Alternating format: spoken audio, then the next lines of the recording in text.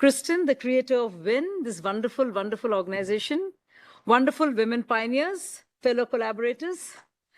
I sit here before you, this august gathering of decision makers, thought leaders, global visionaries, with the offering of the profound words of wisdom uttered many centuries ago in the Maha Upanishad, a Sanskrit text.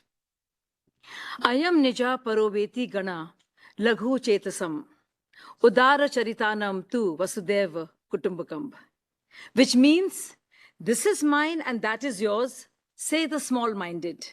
The wise believe that the entire world is a family. Change is the only constant, wrote Heraclitus, yet there are periods within the pace of and scale of change is so striking that change itself becomes a primary characteristic of the times. This may be the case today. Vasudeva Kutumbakam, which translates to one earth, one family, and one future. It is also the theme of G20 presidency, which India leads. The theme highlights the importance of all life, human, animal, plant, and microorganism, as well as their interdependence on Earth and across the universe. The theme also exemplifies life, lifestyle for environment, which looks at sustainable and responsible lifestyle choices, both at the individual, national, and international level, in creating a cleaner, greener, or a bluer future. The world indeed is in a state of transition, and as in a state of flux between competing visions on how the world order needs to be reconfigured in order to achieve a strategic equilibrium in this post-pandemic world order, which can be shaped up by various plausible scenarios.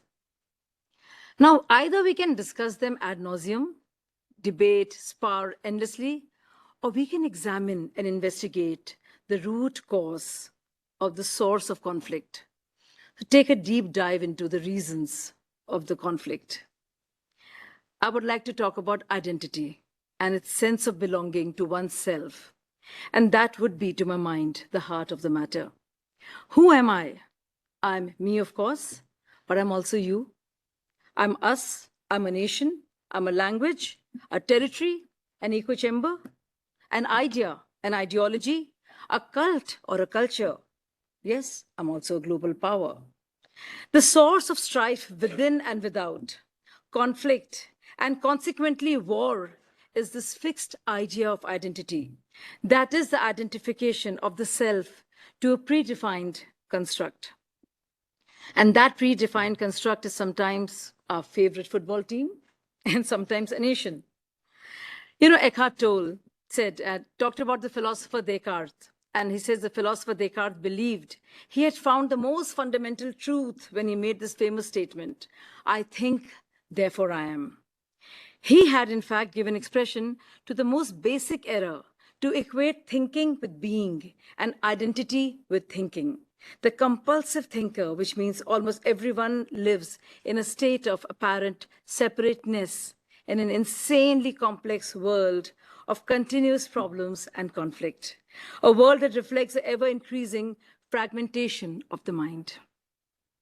So why does this Indian offering of Vasudeva Kutumbakam is even more relevant today than ever before? Because this thought itself liberates us from the shackles and boundaries of who we are or who we think we are into a more expansive experience of self, of who we want to be. If you continue to be just one gender against others, my tribe against everyone else, my class subjugating others, and my nation over others, we will never be able to rise to the occasion that today beckons. To be true to ourselves, we have to shed the smallness and embrace the higher ideals as activists of peace, guardians of human decency, custodians of public morality, and upholders of individual dignity. The idea that India offers today is the one that is etched firmly in a civilizational ethos, that of one world, one family, one future.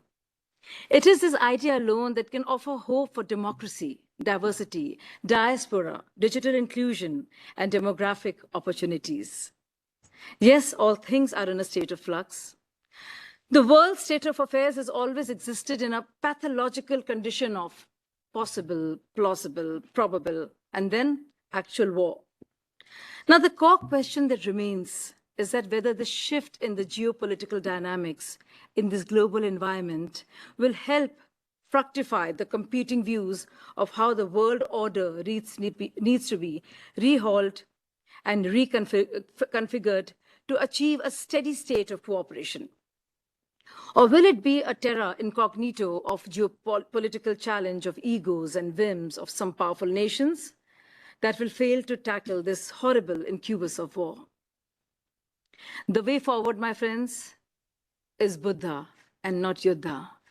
Buddha, we all know, Yuddh in Hindi means war. And it is the Indian Prime Minister who said this at the United Nations some years ago, that it is our country that has given the world Buddh, not Yuddh. Buddh as opposed to Yuddh.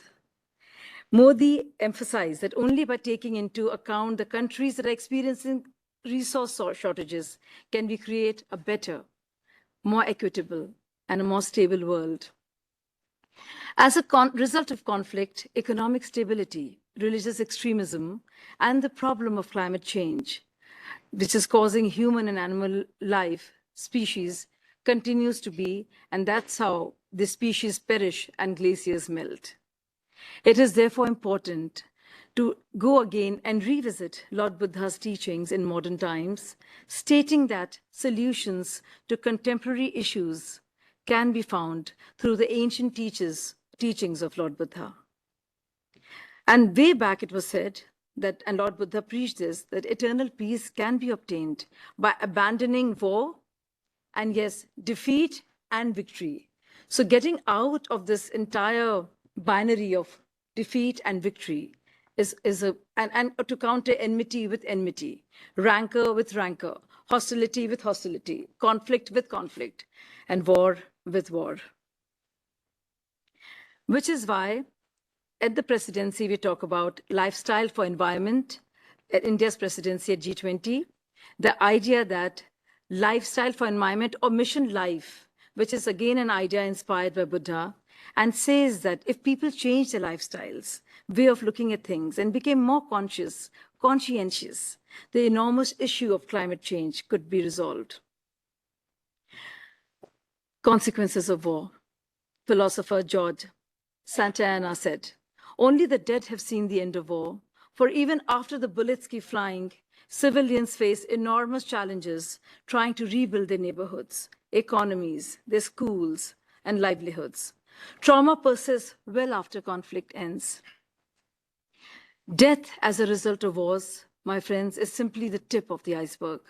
Other consequences besides death are not well documented, but they include endemic poverty, malnutrition, disability, economic and social decline, and psychosocial illnesses, just to mention a few.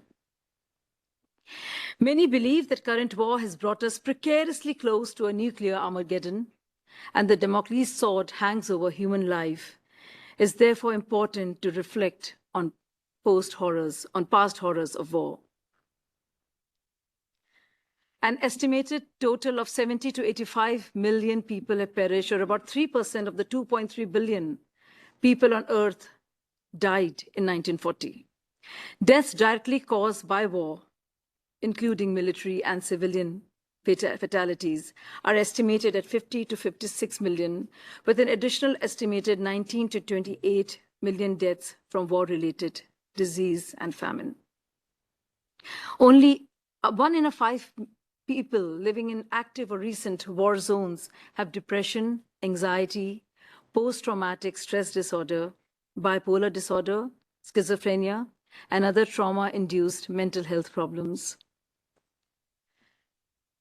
We live in a world where we pride ourselves of being bound by a political community, a controlled, civilized world without which the great political thinker Hobbes, in his political treatise, Leviathan, warned 4 centuries ago that human life would descend to continual fear and danger of violent death and the life of man solitary, poor, nasty, brutish, and short.